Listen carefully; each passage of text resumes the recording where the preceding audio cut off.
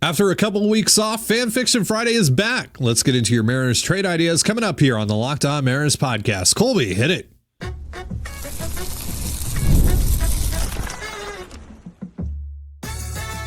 You are Locked On Mariners, your daily Seattle Mariners podcast. Part of the Locked On Podcast Network, your team every day. Ahoy, sailors. It is Friday, November 8th, 2024. This is Ty Gonzalez and Colby Patnode for the Locked On Mariners podcast, part of the Locked On Podcast Network, your team every day. It is Fan Fiction Friday. We'll be reading out some of your Mariners trade proposals and grading them based on things like creativity, uniqueness, and of course, viability. But before we get into that, shout out to our title sponsor today, FanDuel. New customers can place a $5 bet and you'll get started with $150 in bonus bets if you win that first $5 bet. Visit FanDuel.com to get started. And if you want to hear from me and Colby even more and help support the show, check out our Patreon. All you have to do is click the link in the description of this episode. So let's kick off Fan Fiction Friday here with a trade from Jack, who has the Mariners getting Orlando Arcia from the Atlanta Braves for Ryan Bliss and Jeter Martinez. I think I'm good on this. Yeah. Arcia is coming off a year in which he was one of the worst hitters in all of baseball. Yeah. He literally first percentile in batting run value. Yeah. Negative 32. Yeah. So he was a league average bat the last 2 years, 105 WRC plus in 2022, 100 in 2023. He's a really good defender. But outside of those 2 years offensively, he's been garbage, right? He hasn't even been like slightly below average. I guess 2020 in Milwaukee he was, but like this year, 72 WRC plus. That's almost unplayable, frankly. I think I'd rather just see what I have in Ryan Bliss. Plus, it's going to cost me Jeter Martinez on top of Bliss. Mm-hmm. I get Arcia has a good glove and he's cheap. It's $2 million this year and a $2 million club option. Like, that's nothing. But yeah, this is a guy that, I might not even pick up that club option in 2026, even at $2 million with how bad he is offensively. Yeah, this isn't about the contract, though. I mean, like $2 million, you take, bigger shots on guys for more than $2 million, but no, because like if he's your everyday second baseman, right? Like he shouldn't be. He's not good enough to be an everyday player. He's not better than Dylan Moore, who's your utility guy. And frankly, based off the year he's coming off of, he's not, $1.5 million better than Ryan Bliss. This isn't a guy who runs the bases particularly well. He's slow. He doesn't hit. At his ceiling is a 105-ish WRC plus player, which is fine, but you have to trust that he can get there again, coming off of this year where he is legitimately one of the worst players in baseball. He does nothing well. The only two things that he did at an above average clip last year is his squared up percentage was 59th percentile. His chase percentage was 56th percentile. He doesn't do anything exceptionally well at the plate. Yeah. He hit 17 bombs this year, which at shortstop or second base is valuable. But 279 on base. But yeah, the slash line 218, 271, 354. That's what I have to deal with to get 17 home runs out of that position. I'm good. Yeah. Just roll with Ryan Bliss. Yeah. I'd rather just see what I have in Bliss. Mm-hmm. Like Dylan Moore is a better player than Arcia anyways. So yeah, he doesn't work as a utility guy. He shouldn't be your starting shortstop or your starting second baseman. Again, the money, fine, whatever. Like if you're telling me, hey, can we get Arcia for, a bucket of balls, and try that? Sure, I guess. Cause it's only $2 million. But no, like I have to give up Ryan Bliss to get this guy. No, I'd rather. And Jeter Martinez. Sure. I mean, but like even just speaking strictly in a 2025 sense, there's a good chance Ryan Bliss helps me more in 2025 than Arcia does. So no, this is just an overpay for a pretty mediocre player, which at a position where your in-house options, although they are few, are actually all better than Arcia. Like, no, I don't know if Arcia would make the opening day roster as it's currently constructed, because he's going to be behind Dylan Moore. He's going to be behind JP Crawford. He would be behind Ryan Bliss. So I guess if you trade him here, you take care of that. He's probably behind. I'd rather have Josh Rojas back, quite frankly. So yeah. No, this is, I just don't think Arcia is the guy. Yeah. You hit on the uniqueness aspect because we haven't his name. But I'll give you a 35. Yeah. Even with the uniqueness boost. Arcia is just not it. Like if that is a solution at second or whatever, you don't have one. All right. Next trade here comes from Udonis Haslem. Craziest one yet. Not sure why either teams would do it, but Bryce Miller for Junior Caminero. Ooh. It's interesting. It's fun. What do you think? It certainly is out there. And it certainly is unique. It's pretty interesting. Caminero, interesting player, probably a third baseman long term. I do think that there are some people who think he can play short, but this is a guy, top prospect in baseball this year at certain points. He's only 21 years old. Came up to the bigs this year and was, fine overall for a 21-year-old. He's interesting. You have to, think about this if you're the Mariners, but you're also giving up a lot of, certainty in your rotation. And Bryce Miller is a guy who we feel like we know what the floor is, and we know that the ceiling is actually higher. And Miller probably should finish in the top 10 of Cy Young votes this year in his first full major league season. So I think if you're trying to trade for Caminero, this is what it would cost. It would cost Bryce Miller. I think actually Bryce Miller is the only guy that gets it done because he has a higher floor than Woo, and he's not making as much money as a Kirby or a Gilbert. Right.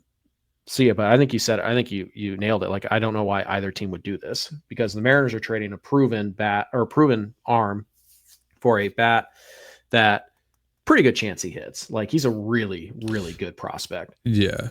But if you're the Rays, like, why are you trading 6 years of Caminero for 5 years of Miller and knowing Miller is going to be ARB eligible after next year because he's going to be Super 2?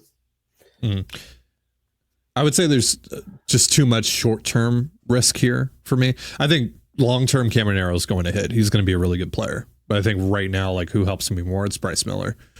So I wouldn't do it because of that short-term risk. But, man, this is a lot of fun. It is. It's a really fun trade.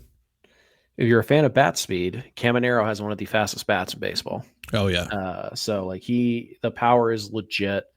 It's easy power.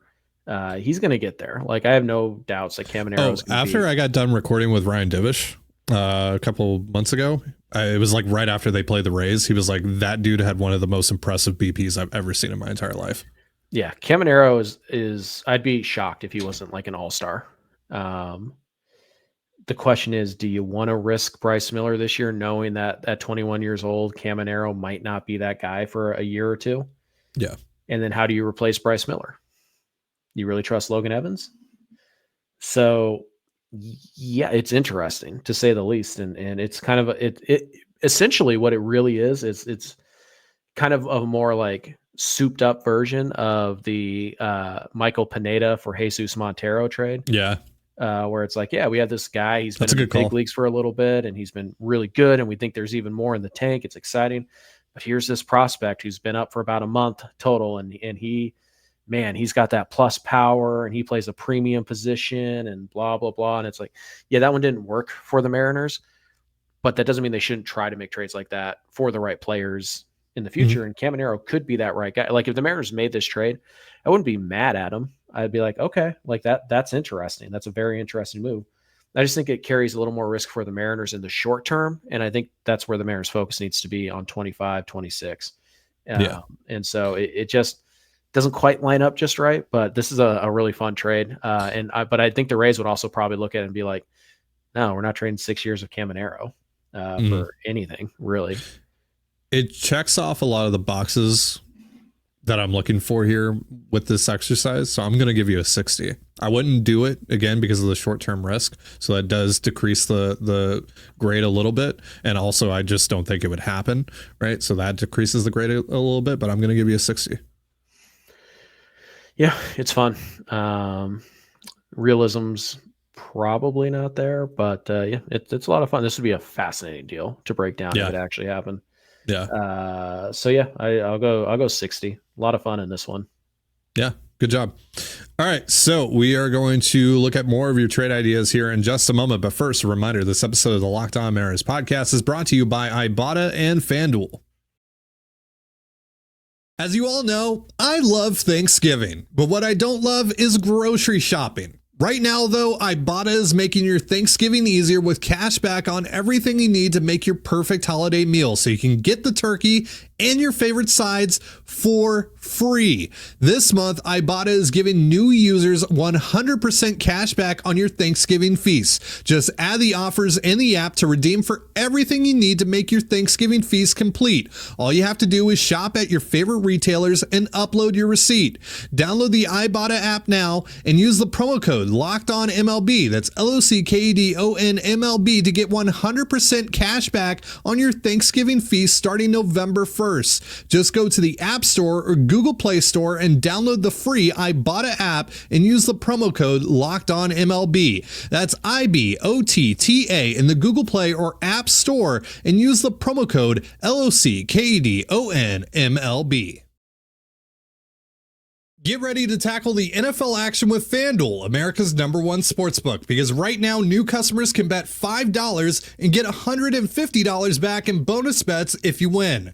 The FanDuel Sportsbook app gives you everything you need to place live bets on the NFL all in one place. So when you get a hunch in the middle of the game, you can check out the latest stats, view live play-by-play, and so much more on the same page where you place your bets. Just visit FanDuel.com to join today. You'll get started with $150 in bonus bets if you win your first $5 bet. That's FanDuel.com. Never waste a hunch and make every moment more with FanDuel, an official sportsbook partner of the NFL.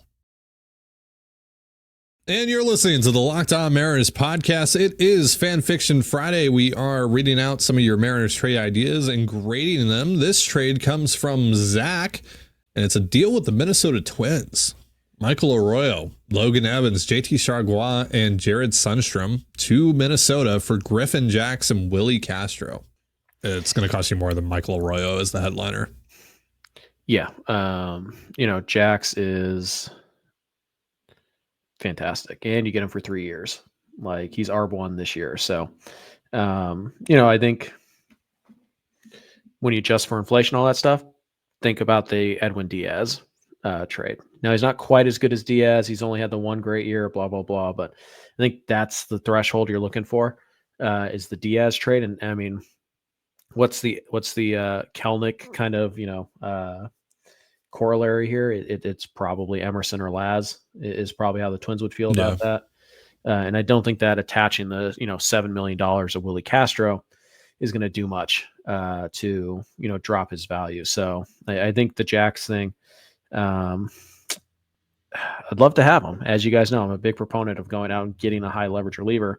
And if you can get one who's making like $2.5-3 million as opposed to $7, $8, $9, $10+ million, I'd be willing to pay up a little bit for that. But yeah, Arroyo's just not a good enough headliner here. Like Logan Evans and JT Chargois for like Willie Castro probably gets it done. Like that's solid. But Arroyo for Jax, I don't think that's going to happen. If you could get that done, I would do that as much as I like Michael Arroyo. I would absolutely do this deal if I could get it. I just don't think the Twins are going to be essentially desperate to move $10 million with these two players and not get the full value, particularly of Jax. I mean, Castro, again, he's a rental. He's more of a utility type, move him around. He's not going to be that expensive. I think, especially for 1 year of him. Right, like a Logan Evans for Willie Castro swap is like, that seems like that's in the ballpark to me, roughly.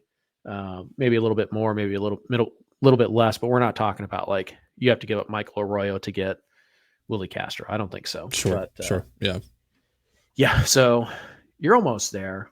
I just think the Jax thing is just tips it in the scale of like unrealistic a little too much, and you haven't compensated for that. So I'd probably say like a 45, 40, somewhere in that range. Yeah, I'm in the same range as you as well. I just think that you missed the mark in terms of viability here with the Jax aspect of the deal. If you can get them for this price, do it.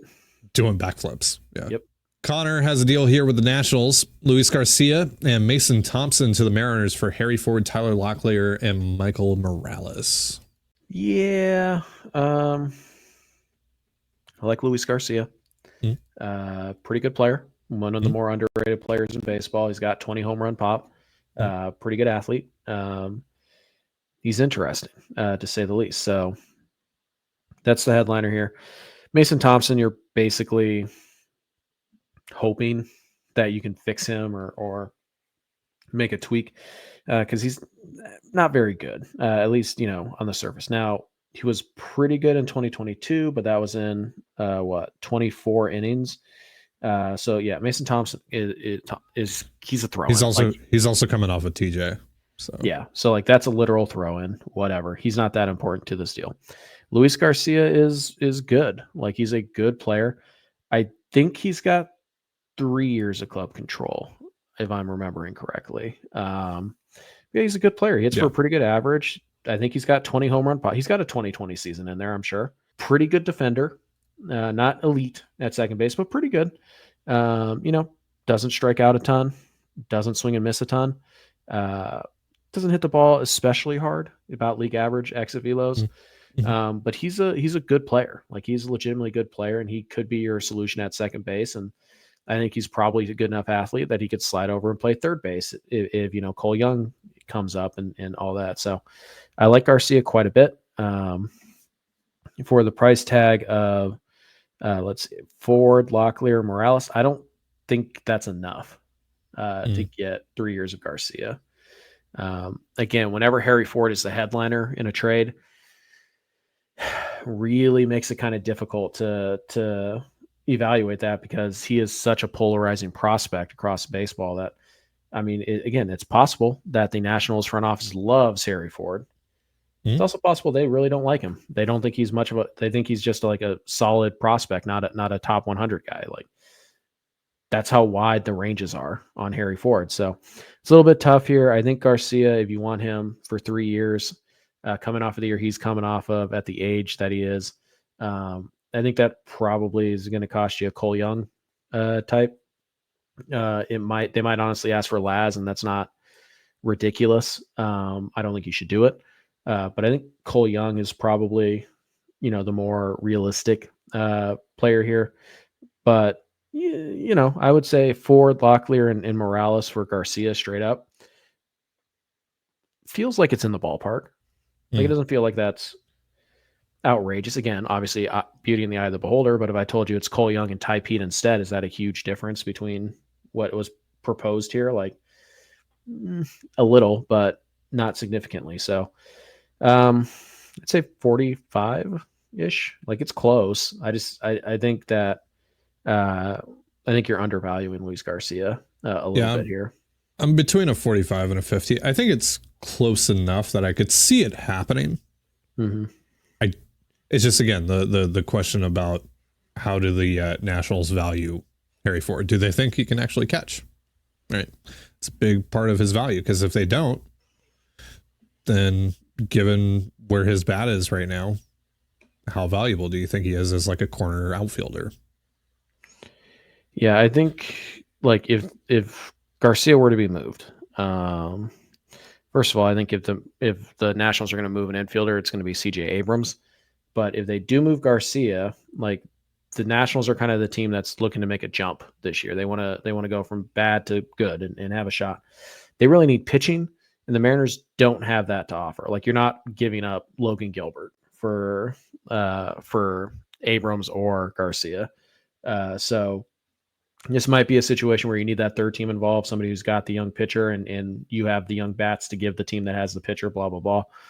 But yeah, Garcia, Abrams, two guys that, we probably should be monitoring a little bit this winter.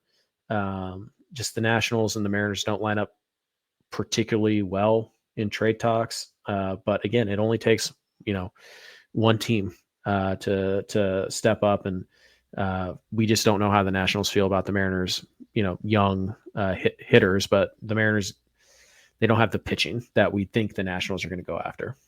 Yeah. All right, so we have a couple more trades of yours to go over in just a moment. But first, a reminder, this episode of the Locked On Mariners podcast is brought to you by Robinhood. With Robinhood Gold, you don't need a silver spoon to eat up the financial favors of the 1%. Robinhood Gold allows others to get the rates and perks usually reserved for the high society. Now, the resourceful individual with Robinhood Gold can earn the very liberal rate of 4.5% APY on uninvested cash and be rewarded with a handsome 3% retirement boost on an IRA account. Robinhood Gold provides the privileges of a high net worth for any net worth. These generous benefits are now available for only $5 a month. The new gold standard is here with Robinhood Gold. Sign up at robinhood.com/gold. Terms apply. For product-specific disclosures, visit robinhood.com/gold. Investing involves risk. Rate may change. Gold membership is offered by Robinhood Gold, LLC. And you're listening to the Locked On Mariners podcast. It is Fan Fiction Friday, and we got a couple more trades viewers to go over here. This one comes from John Stanton Hates Us. The Giants get Ty Pete, Trent Thornton, and Michael Morales, and the Mariners get Camilo Doval.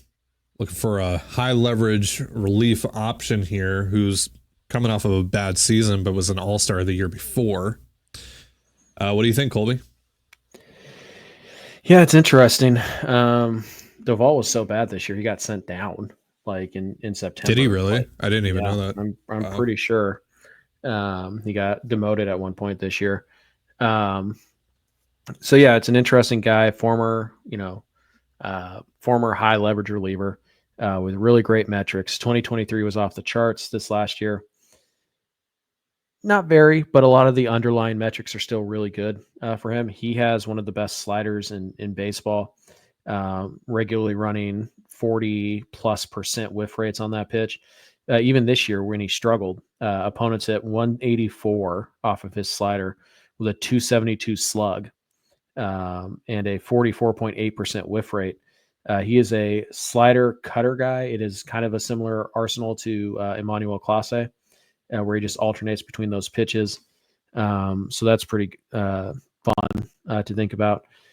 Throws hard. The cutter is 99 miles an hour. This is essentially Class A light. The big difference between this year and last year, and the reason why he struggled so much, is that the cutter was smashed. Like it was in 2023, opponents on the cutter hit 175 with a 213 slug. This last year, against that same pitch, opponents hit 284 with a 552 slug. So why did things go sideways for Doval in 2024? The cutter was trash. Slider was still great, as good as, or if not better than it was the year before, but his primary fastball was batting practice. Yikes. So yeah, there's a bit of risk here. He's making some money in arbitration, but you do get him for a few years. So can you fix the cutter? Is this just a one-off, or is this a legitimate problem that's going to continue to show up for him?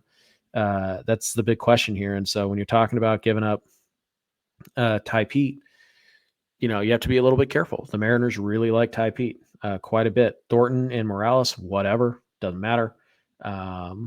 So yeah, it's interesting. At 3 years of club control, would I take the shot on Doval if it cost me Ty Pete? Probably. Like, he's really good when he's good. But if the Mariners want to look at this and be like, look, we don't want to risk it, I would totally understand that thought process. So I think I don't know if the Giants would do this, is the thing though, either. So I think because I'm not sure the Mariners or the Giants would do this deal, it's probably a 45-50. But I do think Doval is a really interesting guy. And again, I like that the idea that the Mariners would go out and actually look at the back end of their bullpen and be like, yeah, this isn't good enough. Let's go get better. Doval, and I think there's a reasonable chance he rebounds, like a fairly reasonable chance that he rebounds and he's great again. And if that's the case, Ty Pete might become a really good player, but you're not going to be mad about, what you got for him. So I'd say 45-50, somewhere in that range. It's pretty solid. I think the Giants would do this, but that's assuming that they're like, all right, we need to get out on Doval because it's going to get worse and worse, and his value is going to diminish and diminish and diminish, right?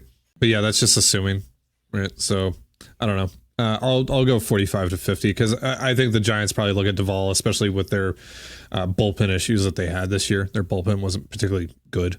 I think they're going to look at him in a similar light. Like, yeah, we can get this guy to bounce back, right? So they're probably not going to just jump the gun on that. Take this. So yeah, but it's interesting. If this happened, like I'd be like, yeah, that's realistic. So I'll go 50. I'll go 50 on it. Mm-hmm. But yeah, I'm just not sure if the Giants would. But I would be fine with this if the Mariners did it. All right, last trade here comes from Switch. Mariners receive Andrew Nardi and Jake Berger for Ty Pete, Michael Morales, Tyler Locklear, and Taylor Saucedo. This was a deal that you and I threw around when planning our offseason plan. Actually, I did have a Berger and Nardi deal in my own offseason plan before we combined our plans and created the master that you guys saw a couple days ago. So yeah, this is pretty much in the ballpark with that. I forget here. Let me bring up the one that I had. But in the meantime, what do you think about this deal? Yeah, it's fine. I think Nardi's the more expensive player of the two. Mm-hmm. I mean, Berger is kind of one of those guys that like a traditional baseball fan thinks is like, yeah, like that's the guy you're going for here. And when I look at Jake Berger, I look at it and I see an imperfect understanding of how games are won. Yeah? Name the movie. Like Berger to me is just like, he is so like, he's the definition of meh.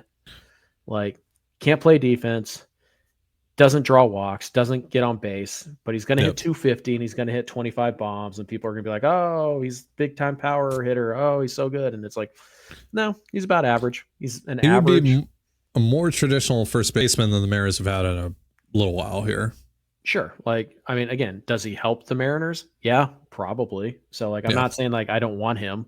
It's just that when I look at Jake Berger and I look at his what he does, like what his profile is, I'm just like, this is an imperfect understanding of where runs come from because the guy doesn't get on base. He doesn't help you defense. He costs you runs defensively and on the base pass, but he hits ball far and he hits for a decent average and he doesn't strike out a ton. Chicks dig the long ball. So automatically like he's the guy and it's like, fine, whatever. He's just so mediocre. Like that's what Jake Berger is. He's mediocre, but he's club controlled. So fine. We put him in the plan for a reason. Yeah. I mean, Nardi's interesting. Lefty. With big time swing and miss stuff. So I think you get him for 4 or 5 years, if I'm remembering correctly off the top of my head. Like you get him for quite a while. And so that's why this is going to cost. So, would like a replacement level first baseman, would that cost you Ty Pete, Morales, Locklear, Saucedo? No. I like Jake Berger is the 2024 version of Ryan Healy. And Ryan Healy cost you Emilio Pagan. So like, if you want to be real about this, what would like using that as the comp, like it should cost you Colin Snyder to get like straight up for Berger. But Nardi is the key here. He's a bigger piece of this trade than I think people realize. And so Pete, Morales, and like Saucedo for Nardi, I don't know if that's enough to get this guy. It might be because he's only really done it once. And even when I say done it, like you're really counting on some underlying numbers here. He's done it twice. He's done it twice. So, but you're still counting on like some underlying numbers here to look at Nardi and be like, this guy is like a legit high leverage option. Now they're not like super underlying, right? We're not looking at like, his whiff rate on the 1-2 fastball. Like, no, we're not talking about that, but there's some xERA and stuff like that, blah, blah, blah. Sure. It's an interesting deal. I think it's probably in the ballpark. I would say, 50. So I think it's the deal solid. that I had in my individual offseason plan was Berger and Nardi for Ty Pete, Logan Evans, and Ashton Izzy. Yeah. Maybe that's a little bit light. It's lighter compared to Switch's deal here because he has Locklear involved as well. Izzy, but Saucedo's involved. Kind of depends on how you feel about Izzy versus Locklear. Oh, Locklear is a better prospect than Izzy. I have legitimate concerns about Locklear. Yeah, but he's a better prospect than Izzy right now. Okay, then you put Izzy above Locklear in your next prospect list. Do it. Well, considering we have till February to do that, and you'll forget by then. Probably. I better see Locklear ahead, or I better see Izzy ahead of Locklear. Like Locklear is going to survive this offseason. Yeah. So I don't know. The Marlins. Who the heck knows what the Marlins are going to do, right? And if they think they can compete in 2 years, they might prefer a guy like Locklear. If they think they be 3 or 4 years before they can even compete, they might prefer a guy like Izzy or, even somebody like, probably not going to trade him this winter, but like Ryan Sloan is probably a guy that they would prefer instead of somebody who's a little bit closer with a lower floor or a higher floor, rather. I'll give you like a 55 because you're pretty much in the ballpark with where I was in terms of the valuation on Nardi and Berger. So yeah. It's just Nardi's so hard to evaluate because again he's a lefty who strikes dudes out quite a bit, I might add. So there's a lot of value in that, and he's a guy that had quite a bit of bad luck this year. Like it's a 5.07 ERA, but it's a 3.33 FIP. So that might cost a lot, but Ty Pete, Logan Evans, or you had Morales in this deal, right?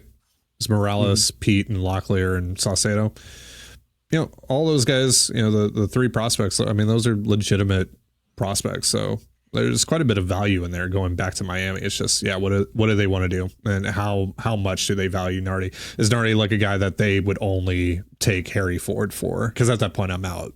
Right. But the other thing with Nardi, too, finished the year on the 60-day IL. Yeah. So health is a big concern. And it's an elbow. The Mariners literally just dealt with something very similar in Gregory Santos. Yeah.